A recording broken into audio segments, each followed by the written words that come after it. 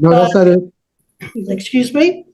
I'm sorry, that's not it. He's not, Richard Paul is not seeking my interest, and I put everything in an affidavit. He's not representing me. He's actually judging me before.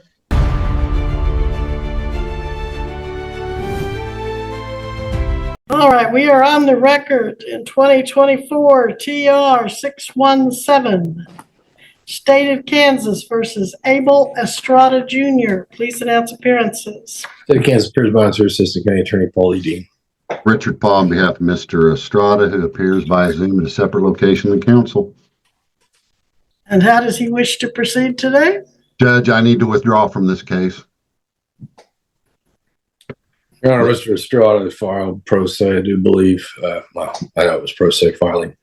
Well, I do notice he's taken a number of filings in his own right without going through counsel. Mr. Estrada, you come back to my recollection, we've met in city court, correct? Yes.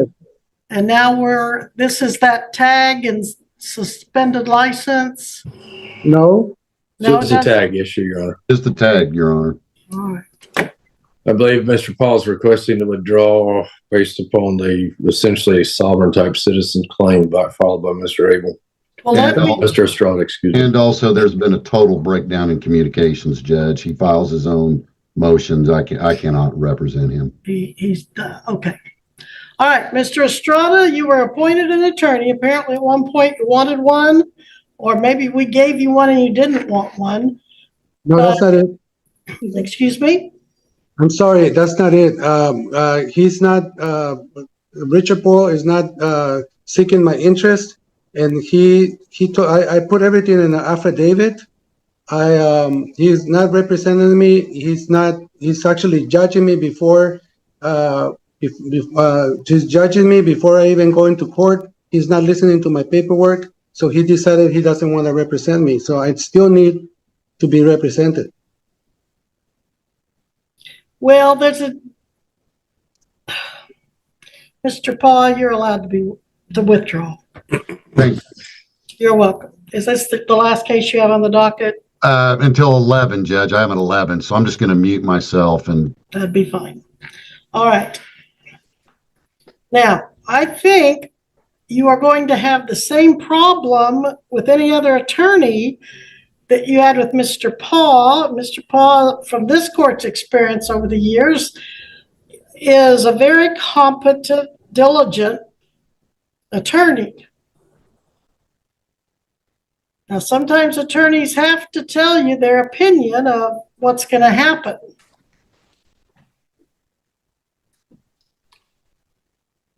And you may or may not agree with their opinion, but you do still want an attorney. I do. I do need an attorney because I don't know how to defend myself with this court. And also, I have a thread of the communications that you can see it. And I'm not getting represented correctly. I'm sure he's a competent attorney, but I proceeded to give all my information, all my laws, and he All doesn't. of your what? Your laws? The laws, the Constitution. Your Honor, So, Your Honor, could I say something, please? Mr. Estrada, every attorney who the court can appoint to represent you, one, I don't want to see, and I'm sure the judge is the same way, I don't want to see any kind of communication thread between yourself and Mr. Paul, because there could be confidential, well, I'm sure there's confidential and privileged information within that, and you shouldn't be disclosing that to me. That's between you and any attorney you so choose to have represent you. But I believe most attorneys, or all attorneys that the court has available to appoint to you, they are sworn to uphold the Constitution of the United States and the state of Kansas, and not what you filed. That's the attorneys didn't go to your law school, which is kind of what you've set forth. So that's the issue the court's talking about when you're claiming a sovereign citizen. We don't have an attorney who's, I guess, registered to under your rules and laws as you see them. So that's the problem you're going to be running into as far as the attorneys the court has to appoint to you. If I said that correctly, Your Honor. Thank you, Mr. Dean. I like to say that I'm not a sovereign citizen. I'm just an American, and I'm just being constitutional, and I'm not doing anything. I'm not breaking any law. Well, So sir, you said the attorney wouldn't accept your laws or follow your laws. no, that's not what I said. I Okay, said what did you say? Because I thought you said you were trying to train him on the laws, in essence. no, I don't. I'm just presenting the law to All right. him, and he doesn't even read my documents that I presented, which is the law. Did you go to law school? No, ma'am. He did, you know that. Yes, I understand, but he's not being constitutional. That's what I'm saying. But you didn't go to law school, so are you sure you know what being constitutional involves? I mean, we all can read the Constitution and understand, yes, but there's a lot involved in interpreting that. Do you understand? I understand what you're saying, ma'am. All I'm saying is that he's using case law, not constitutional law. And he didn't see all my paperwork. He just ignored it. He just blew through it and then gave me the wrong dates. I presented all the documents and he didn't even look at it and ignored the paperwork. All right, and let me ask you this. You are wanting a trial on this illegal display of a license plate or failure to display, right? Well, no, I'd like to address. I'd like to first, if we possibly, we can a motion to dismiss with the street We're not going to do that today. All right, I'm going to one more time appoint you an attorney. Your Honor, could I make a request to the court on this matter? Sure. This case carries a maximum sentence of 30 days.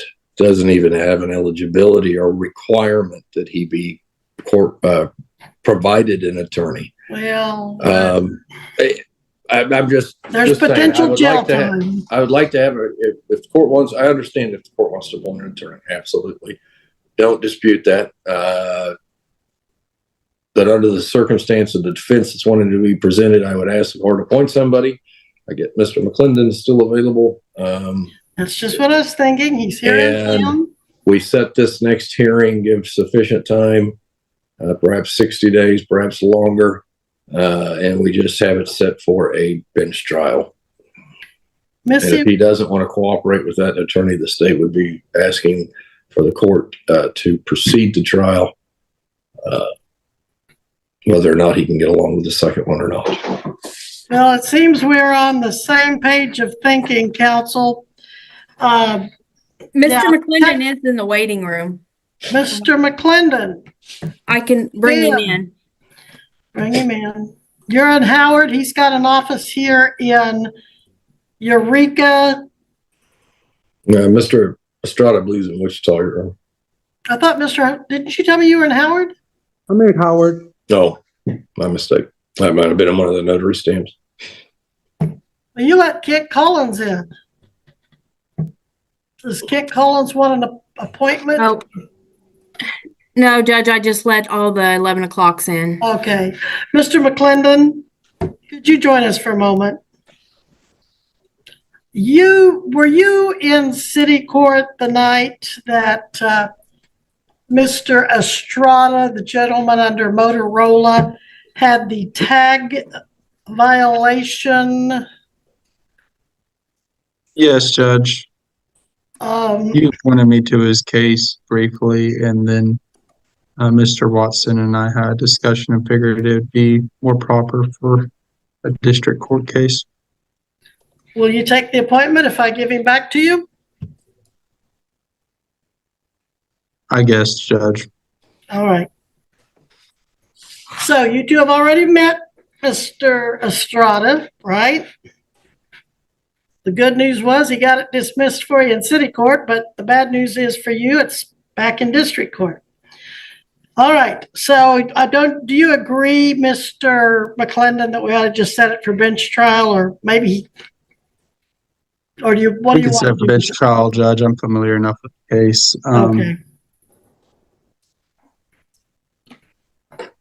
He has filed some pro se motions.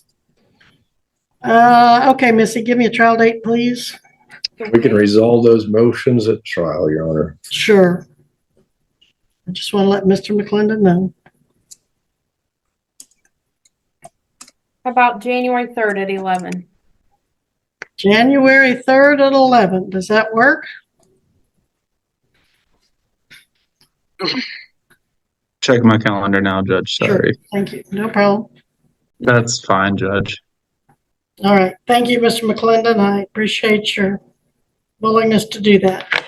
Mr. Estrada, I will continue. You're not on bond, but I will continue the order that you reappear for bench trial January 3rd at 11.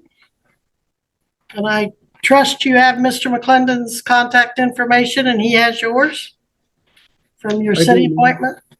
Yes. You do? All right, thank you. If there's nothing further, we will be in recess on this matter, and you are excused, Mr. Estrada.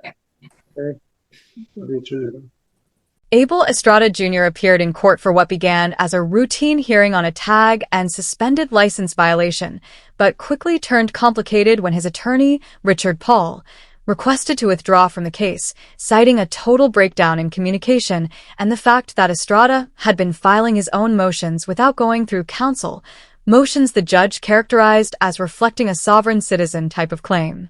When the judge asked Estrada whether he still wanted an attorney, he confirmed that he did, explaining that he didn't know how to defend himself in court, but he also complained that Paul wasn't representing him correctly, wasn't listening to the paperwork he had presented, and was essentially judging him before he even got into court.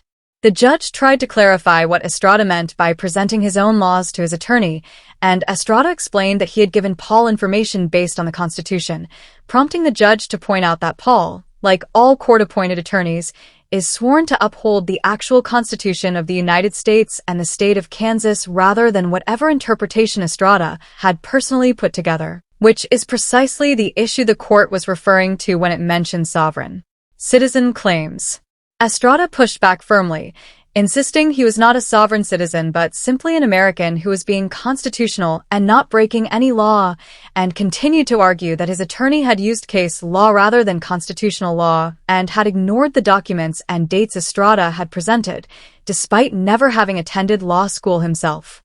The judge gently questioned whether someone without legal training could be certain they understood what being constitutional truly involved, noting that while anyone can read the Constitution, interpreting it accurately is far more complex, though Estrada maintained his position throughout.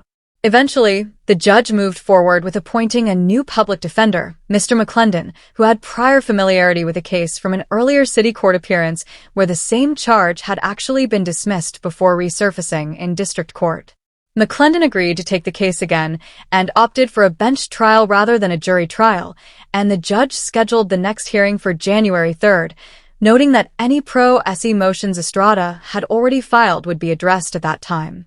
Throughout the exchange, the judge remained patient and procedural, repeatedly steering the conversation back to practical next steps rather than engaging directly with Estrada's constitutional theories, ultimately continuing the matter without bond and ensuring both Estrada and his newly reappointed attorney had each other's contact information before excusing him from the hearing.